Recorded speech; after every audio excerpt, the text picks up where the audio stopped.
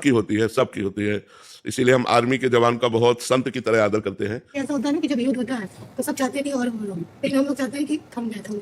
नहीं नहीं बच्चा, इसीलिए हमारा भारत सरकार भी आपका सम्मान करती है, आर्मी के परिवार का सम्मान करती है, क्योंकि अब वो दोबारा आ पावे कि ना पावे संशय है। बड़ा करुणामय सीन होता है। अब वो छुट्टी काट के जा रहा है, अब उसका छोटा सा बच्चा अंगूरी पकड़ के पूछ रहा है, पापा कब आओगे?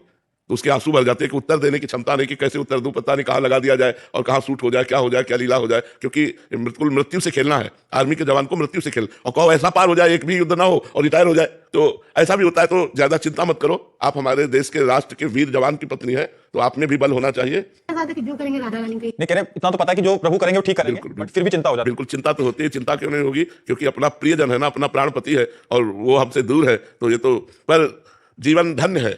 राष्ट्र के प्रति जिनका प्राण समर्पित है उनका जीवन धन्य, इसलिए उनको हम नमस्कार करते हैं, उनको सम्मान देते हैं। और आप कोई साधारण वीर की पत्नी नहीं है, जिसके बाजुओं पर राष्ट्र की रक्षा का बल है, आप उसकी पत्नी है। आप कोई साधारण नारी नहीं है, आप एक वीर पुरुष की पत्नी है, इसलिए आपको धैर्य धारण करना पड़ेगा। बंदनी है, हम कहते हैं कि सबसे ज्यादा बंदनी राष्ट्र के संत स्वरूपीय सैनिक है, क्योंकि कहीं भी खड़ा कर दो, ये प्राणों की बाजी लगाकर हमारी रक्षा कर रहे हैं। आतंकवादियों से लड़ रहे हैं, दुष्टों से लड़ रहे हैं, अन्य राष्ट्रों से अपने राष्ट्र की रक्षा के लिए हिमालय में खड़ा कर दो तो हिमालय में खड़े, 6-6 महीने साल भर हो जाते हैं, अपने परिवार का मुख नहीं देखते। ऐसा बलिदान, ऐसा समर्पण, हाँ, इसीलिए हम सम्मान करते हैं राष्ट्र के सैनिकों का।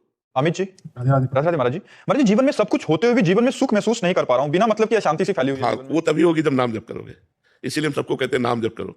नाम जप करोगे तो आप खुश रहोगे, आप प्रसन्न रहोगे, आप संकट और विपत्तियों को नष्ट कर पाओगे। हम कहते हैं तुम्हारे पास सब कुछ है लेकिन निगेटिव भाव, इसको कैसे काटोगे? नकारात्मक सोच, इसको कैसे काटोगे? इसको नाम जप से काटो।